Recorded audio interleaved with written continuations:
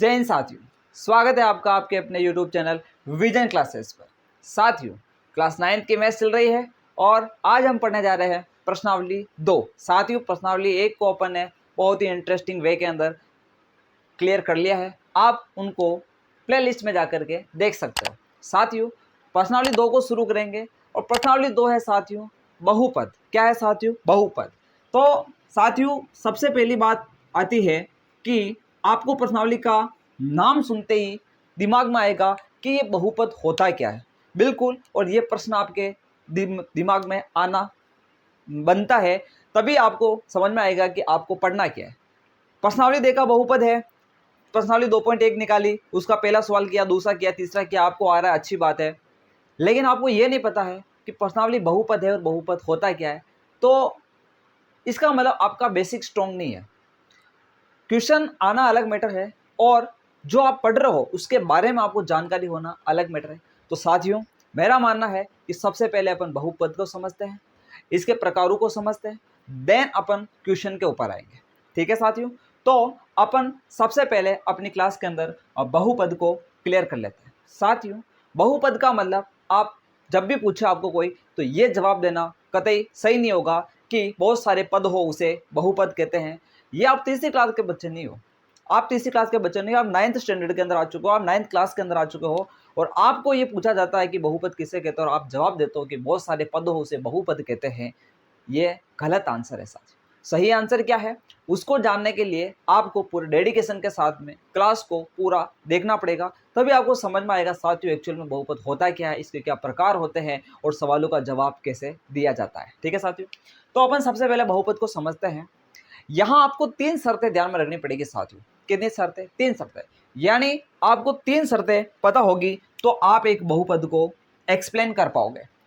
यानी बहुपद होने के लिए 3 शर्तें होती है, यानी वो 3 शर्तें कोई आपकी समीकरण फॉलो कर रही है तो वो आपका बहुपद है, बाकी बहुपद नहीं होगा। पहली शर्त क्या है साथियों? सबसे पहली शर्त है कि बहुपद की घात, या फिर अपन बात करते हैं चर की घात। किसकी घात? चर की जो घात है वो धनात्मक होनी चाहिए। कैसी होनी चाहिए साथियों? धनात्मक होनी चाहिए। बिल्कुल साथियों, इस पर फोकस करें कि बहुपद की घात अपने को कैसी चाहिए साथियों? धनात्मक चाहिए। कैसी चाहिए? धनात्मक।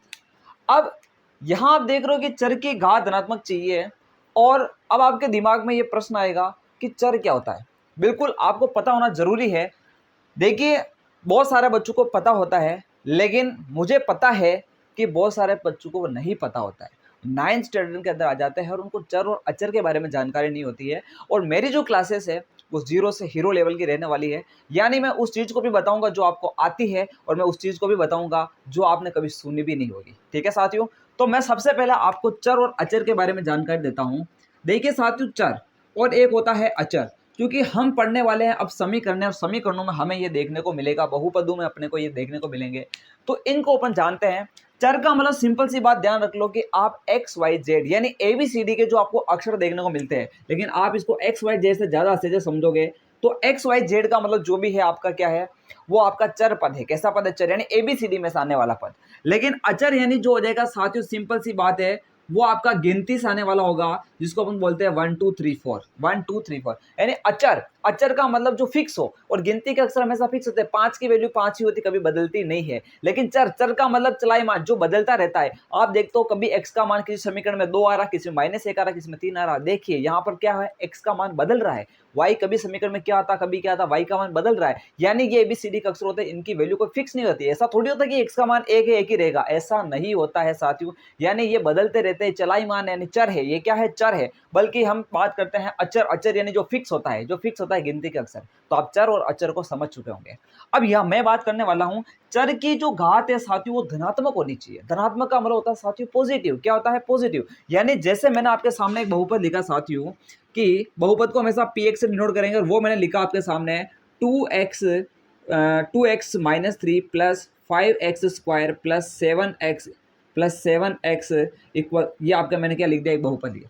अब आप इसमें बोलोगे सर इसमें, हाँ ठीक है, इसमें बहुत सारे पद हैं, ये बहुपद है, आप क्या बोलोगे बहुपद है। लेकिन साथियों हमने एक शर्त देखी है कि जो चर है, चर यानी जो एक्स वाई जेड है, उनकी जो घात है वो कैसी होनी चाहिए साथियों, धनात्मक होनी चाहिए, पॉजिटिव होनी चाहिए। और यहाँ आप विचार करो तो ये घात आपको चर की घात यानी चर एक्स चर है, इसकी घात आपको -3 दिख रही है। कितनी दिख रही है साथियों, ध्यान से देखिए -3 दिख रही है, और हमें चाहिए पॉजिटिव यानी धनात्मक चाहिए। तो ये बहुपद हो सकता है क्या, ये बहुपद नहीं होगा। इसमें बहुत सारे पद है लेकिन ये बहुपद नहीं है, यही तो हमें जानना है, यही तो हम सीखना चाहते हैं। इसी के लिए तो ये क्लास रखी गई है। बेसिक क्लियर होगा साथियों तो आपकी मैथ्स बहुत स्ट्रांग हो जाएगी, और मैथ्स से आप नहीं डरोगे, मैथ्स आपसे डरेगी। ठीक है साथियों, अब आगे बढ़ते हैं। यानी हमने सीखा कि चर की घात धनात्मक होनी चाहिए। तो जैसे मैं एक बहुपद और लेता हूं, पी एक्स बराबर 5x की power 3 plus 9x square plus 7x, और ये मैंने ले लिया साथियों एक बहुपद। तो इसमें आप देख पा रहे हो कि यहाँ पर जो आपको घात दिख रही है वो साथियों कैसी दिख रही है, धनात्मक दिख रही है। यानी ये भी प्लस की है, ये भी घात प्लस की है। आप है ना साथियों यहाँ मत देख लेना, बहुत सारे गलती क्या करते हैं, यहाँ प्लस माइनस देखने लग जाते हैं। आपको घात देखनी, घात हमेशा एक्स के ऊपर होती है साथियों। जो एक्स के ऊपर जो संख्या लिखता है ना उसको अपन घात कहते हैं। क्या कहते हैं, घात। उनको देखनी वो धनात्मक या ऋणात्मक। जैसे यहाँ देखा एक्स की घात वो माइनस की थी, ठीक है ना, ये यहाँ तो माइनस आ सकता है ना, यहाँ माइनस, ये जैसे ये आपका माइनस हो सकता है यहाँ पे, उससे कोई दिक्कत नहीं। तो यहाँ घातें कैसी, धनात्मक है, यानी ये आपका बहुपद है। यानी हमने सीख लिया है चर की घात धनात्मक है तो उसको बहुपद कहेंगे, बाकी उसको बहुपद नहीं कहेंगे। ठीक है साथियों, ये आपने पहली शर्त सीख ली है किसी बहुपद के होने की। अब आगे बढ़ते हैं और दूसरी जो शर्त देखते हैं, ये अपन पढ़ रहे हैं साथियों शर्तें। इन शर्तों को जो आपका समीकरण फॉलो करेगा वो बहुपद होगा, जो नहीं करेगा वो बहुपद नहीं होगा। दूसरी शर्त यह है साथियों, चर की घात, साथियों चर की घात आपके पूर्ण संख्या होनी चाहिए। कैसी संख्या होनी चाहिए साथियों, पूर्ण संख्या होनी चाहिए, पूर्ण संख्या होनी चाहिए। अब आप बोलोगे सर ये पूर्ण संख्या क्या होती है, हमें तो यही नहीं पता है। तो साथियों पूर्ण संख्या का मतलब जो जीरो से शुरू होती है प्लस में अनंत तक चलती है, यानी जो घातें हैं वो आपकी एक पूरी संख्या होनी चाहिए। जीरो हो सकता है, 1 हो सकता है, 2 हो सकता है, 3 हो सकता है। लेकिन आप बोलोगे सर 1.5 आ गई तो घात, वो आपका बहुपद नहीं है। आप बोलोगे सर घात किसी के 3/2 आ गई तो वो आपका बहुपद नहीं है, क्योंकि 3/2 एक पूर्ण संख्या है क्या, नहीं है। क्या आप 1.5 एक पूर्ण संख्या है क्या, नहीं है। तो यहाँ अपन देखते हैं, जैसे अपन उदाहरण लेते हैं साथियों। मैंने एक बोला पी एक्स बराबर, ये बोला मैंने 3x की पावर 1/2 प्लस 5x माइनस 9, तो ये बहुपद है क्या। तो आप डायरेक्ट देख करके बोल दो कि बहुपद नहीं है, क्योंकि हमें घात पूर्ण संख्या होनी चाहिए, और यहाँ पे तो बटा में दे रखी है, ये तो पूर्ण, ये आपका बहुपद नहीं हो सकता है। चलो अच्छी बात है, आपने सीख लिया। अपन एक और लेते हैं एग्जाम्पल, 3x की पावर 2 माइनस 5x की पावर 3.5 प्लस 25, क्या ये बहुपद है। तो आप बोलोगे नहीं है। क्यों नहीं है, क्योंकि यहाँ घात 1/2 थी तो यहाँ घात 3.5 आ गई, तो ये बहुपद नहीं है। हमें पूर्ण संख्या चाहिए, पूर्ण का मतलब पूरी आकी संख्या चाहिए। कैसे चाहिए, आकी संख्या चाहिए, पूरी चाहिए। ठीक है, अब देखते हैं पी एक्स बराबर 3x square plus 7x plus 8, ये बहुपद है। तो देखते ही बोल दोगे ये बहुपद है, देखते ही बोल दोगे ये बहुपद है, क्योंकि यहाँ पर एक पूरा नंबर आ रहा है। ये भी देखो घात 2 है, इसके ऊपर घात कुछ नहीं है, मतलब 1 है। यानी किसी, जैसे मैं x लिख रहा हूँ उसकी घात आपको मैंने कुछ लिखी नहीं है, इसका मतलब उसकी घात कितनी, 1 है, तो यहाँ पर घात हो जाएगी 1। तो इस प्रकार से हमने 2 शर्तें यहाँ पर कवर कर ली है कि पहली शर्त यह है कि घात धनात्मक होनी चाहिए, दूसरी शर्त हो जाएगी उसकी घात यानी चर की घात एक पूर्ण संख्या होनी चाहिए। अब तीसरी शर्त देखते हैं स्पेस कितना पहले बोर्ड के ऊपर, तो स्पेस बहुत ही कम है लेकिन फिर भी कवर करते हैं। ठीक है, तो तीनों शर्तें एक जगह आ जाएगी तो ठीक रहेगा। तीसरी शर्त आपके पास है, चर हर में नहीं होना चाहिए। चर कभी भी हर में नहीं होना चाहिए, हर में नहीं होना चाहिए। यानी चर आपका कहाँ नहीं होना चाहिए, हर में नहीं होना चाहिए। अब इसका एग्जाम्पल अब मैं यहाँ पर लिख दूंगा तो थोड़ा ठीक रहेगा। जैसे इसका एग्जाम्पल मैं यहाँ क्लियर कर देता हूँ आपके सामने। ठीक है, ये तीसरे के जो एग्जाम्पल है वो यहाँ पर आ जाएंगे, तीसरे के एग्जाम्पल। ठीक है, जैसे मैंने एक एग्जाम्पल लिखा कि 5/3x, ये आपके 3x प्लस 1, और ना, और ये मैंने एक बहुपद लिख दिया आपके, क्या लिख दिया, px, क्या लिख दिया, एक px। तो अब मैं बोलूँ कि क्या ये एक आपका बहुपद है, तो आप बोलोगे ये नहीं है, क्योंकि आपका चर देखो x कहाँ आ रहा है, हर में आ रहा है, तो ये आपका बहुपद है नहीं है। तो सिंपल सी बात सीख गए हैं आप कि एक तो आपका चर यानी एक्स वाई जेड हर में नहीं होना चाहिए। दूसरी बात आपने सीखा कि वो धनात्मक होना चाहिए यानी ऋणात्मक नहीं होना चाहिए। फिर आपने देखा कि चर की घात एक पूर्ण संख्या होनी चाहिए, पूरा पूरा नंबर होना चाहिए। तो अगर 3 शर्तें कोई समीकरण फॉलो कर रही है तो आप श्योर हो जाओ कि वो एक बहुपद है, बाकी किसी भी केस में वो बहुपद है नहीं होगा। तो यहां तक साथियों आपने सीख लिया होगा कि बहुपद किसे कहेंगे। आगे बढ़ते हैं और अब अपन सीखते हैं बहुपदों के प्रकारों को। तब तक आप इनको अच्छे से नोट कर ले और अपन अब आगे बढ़ते हैं। मैं इसको क्या क्लियर कर देता हूं। साथियों अब अपन बहुपद के प्रकार के टॉपिक को क्लियर करते हैं। साथियों बहुपद के प्रकार अपन 3 आधार पर पढ़ेंगे। कितने आधार पर पढ़ेंगे? 3। पहला आधार देखना घात के आधार पर, यानी घात के बदलने से बहुपद का प्रकार कैसे बदलता है इसको अपन समझेंगे।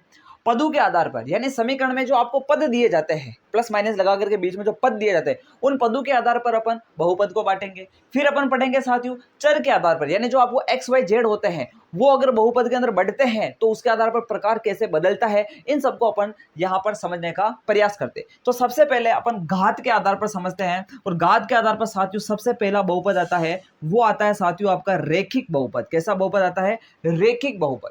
रेखिक का मतलब क्या होता है? जब भी आपको कोई रेखिक शब्द दिमाग में पड़ता है तो आप क्या करते हो? एक रेखा जैसा एक फील करते हो। दिमाग में क्या चीज आता है? रेखिक यानी एक हो गया, एक रेखा हो गई। क्या होगी? रेखा हो गई। यानी अगर आपका कोई बहुपद है और उसमें चर की घात आपके पास अधिकतम कितनी चल रही है? एक चल रही है, तो वो आपका कैसा बहुपद होगा? वो रेखिक बहुपद होगा। यानी इसमें चर की अधिकतम घात है, चर की अधिकतम घात कितनी होगी? तो साथियों एक होती। कितनी होती है? एक। इसका मैं एग्जांपल लिखता हूं जैसे रेखिक बहुपद का, तो वो हो जाएगा जैसे आपके पास 5x+2, मैंने केवल x लिख दिया तो भी इसमें आएगा, केवल y लिख दिया तो भी इसमें आएगा, केवल 3x लिख दिया तो भी इसमें आएगा। यानी आप यहां देख रहे हो कि जब जब आपके पास x y या कुछ भी हो उसकी घात एक चल रही है, अधिकतम घात कितनी दिखनी चाहिए? पूरी समीकरण में एक दिखनी चाहिए, तब तक वो आपका कैसा बहुपद होगा? रेखिक बहुपद होगा। कैसा बहुपद होगा? रेखिक। अब आगे बढ़ते हैं, दूसरा बहुपद देखते हैं और वो आता आपके पास द्विघात बहुपद। कैसा आता साथियों? द्विघात बहुपद। अब द्विघात बहुपद को समझने का प्रयास करते हैं। द्विघात, द्वि का मतलब होता है दो, यानी जिस बहुपद में घात कितनी हो? दो हो, अधिकतम घात दो होनी चाहिए। यानी साथियों बात करते हैं यहां पर आपको चर की अधिकतम घात कितनी मिलेगी? चर की अधिकतम जो घात है साथियों वो कितनी मिलेगी? तो वो साथियों आपको मिलेगी 2। अधिकतम घात कितनी मिलेगी? 2 मिलेगी। जैसे मैं बात करता हूं साथियों, मैंने बोला कि 7x² + 2, ये आपका द्विघात बहुपद है चूंकि अधिकतम घात कितनी है? 2 है। फिर मैंने बोला 5x² + 7x - 9, ये कैसा बहुपद है? ये भी द्विघात बहुपद है क्योंकि यहाँ पर अधिकतम घात कितनी है? तो 2 है। तो इस प्रकार से ये आपका कैसा बहुपद हो गया साथियों? द्विघात बहुपद हो गया। अब अपन आगे बढ़ते हैं और अपना अगला बहुपद आता है साथियों तीसरे नंबर पे, और वो आता है साथियों त्रिघात बहुपद। कैसा बहुपद आता है? त्रिघात बहुपद आता है। अब इसको आप सिंपल से समझ गए होंगे कि यहाँ पर चर की अधिकतम घात कितनी होगी? 3 होगी। तो आप लिखोगे चर की अधिकतम घात, और वो कितनी होगी साथियों? आपके पास 3 हो जाएगी। तो आपको ऐसा बहुपद लिखना जिसमें चर की अधिकतम घात 3 दिखे। जैसे मैंने लिख दिया आपके पास 7x³ + 5x, ये लिख दिया, या फिर लिख दिया अपन ने केवल x³ लिख दिया मैंने, या फिर केवल y³ लिख दिया, या फिर मैंने लिख दिया y³ + 2 लिख दिया। तो ये आपके कैसे बहुपद है साथियों? तो ये आपके साथियों त्रिघात बहुपद हो जाएंगे। आपको यहाँ क्लियर नहीं दिख रहा होगा, मैं थोड़ा इसको अच्छे से दिखा देता हूँ। तो यहाँ देखिए 7x³ + 5x, या केवल x³ हो, या फिर केवल y³ हो, या फिर y³ + 2, ये सारे के सारे कैसे बहुपद है साथियों? आप इसको अच्छे से नोट कर ले। ये आपके हो जाएंगे त्रिघात बहुपद के एग्जाम्पल, क्योंकि यहाँ पर अपने को अधिकतम घात 3 देखने को मिल रही है। अब अपन आगे बढ़ते हैं और इनको आगे बढ़ाने का प्रयास करते हैं और अब पढ़ते हैं अपन पद के आधार पर बहुपद के प्रकार। पद के आधार पर यानी पद, तो अब इसको क्लियर करते हैं। सबसे पहला आता आपके एक पदी बहुपद। सबसे पहला आता आपके पास एक पदी बहुपद। अब ये क्या होता है? एक पदी बहुपद क्या होता है? तो सिंपल सी बात है साथियों, एक पदी बहुपद का मतलब होता है जिसमें केवल एक पद हो। ऐसा बहुपद जिसमें एक पद हो। तो सिंपल सी बात, इसका उदाहरण हो जाएगा जैसे मैंने बोला 5x, या फिर बोल दिया केवल x, या फिर मैंने बोल दिया कि 5x², यानी कुछ भी बोल दूं मैं, घात से मतलब नहीं है, यूं मत देखना सर ये घात 2 आ गई तो द्विपदी हो गया ना सर, ऐसा नहीं।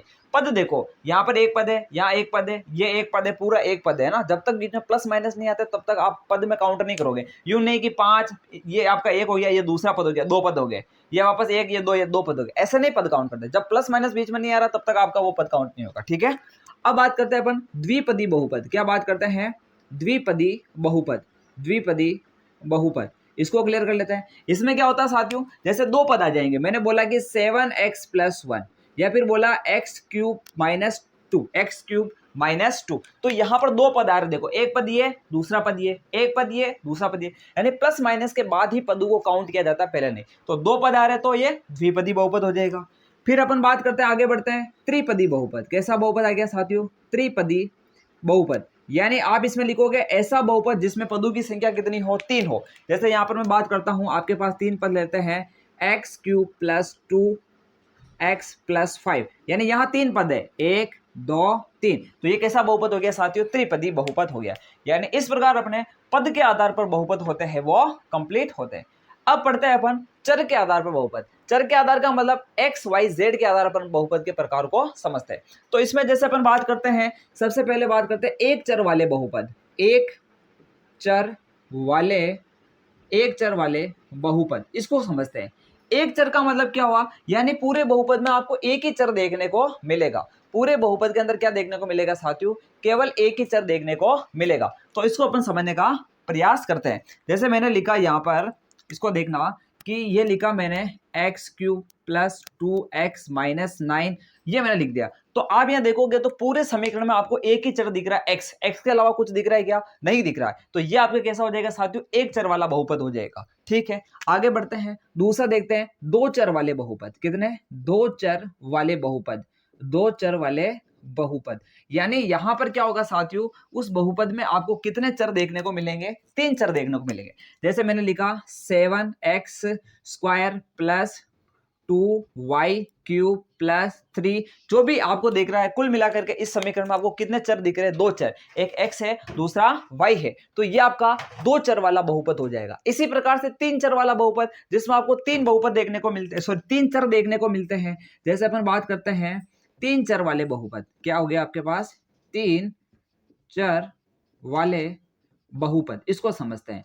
3 चर वाले बहुपद में क्या होगा? 3 चर देखने को मिलेंगे। जैसे मैंने बोला यहाँ पर x² + y² + z² + 2, तो यहाँ पर आपका x भी आ रहा है, y भी आ रहा है और z भी आ रहा है, और फिर वो संख्या आ गई। तो कुल मिलाकर के यहाँ पर आपको साथियों कितने चर देखने को मिल रहे हैं? 3 चर। तो ये आपका क्या हो गया? 3 चर वाला बहुपद हो गया। तो आज अपन ने बहुपद के प्रकारों को भी कंप्लीट कर लिया है कि घात के आधार पर कैसे देखते हैं, पदों के आधार पर बहुपदों को कैसे देखा जाता है, डिफाइन किया जाता है, और चर की संख्याओं के आधार पर, यानी चर बदलेंगे तो बहुपद के किस प्रकार से प्रकार बदलते हैं। अब अपन आगे बढ़ते हैं और कुछ और छोटी छोटी टर्म्स हैं उनको क्लियर करते हैं, देन अपन प्रश्नावली के ऊपर आएंगे, 2.1 पर आएंगे। आज की क्लास सिर्फ बेसिक को लेकर के रहने वाली है। आप इस चार्ट को ऐसा का ऐसा अपनी नोटबुक में उतार लें और इसी तरह से उतारना, ताकि आप देखते ही समझ जाओगे कि इसमें क्या पढ़ाया गया है।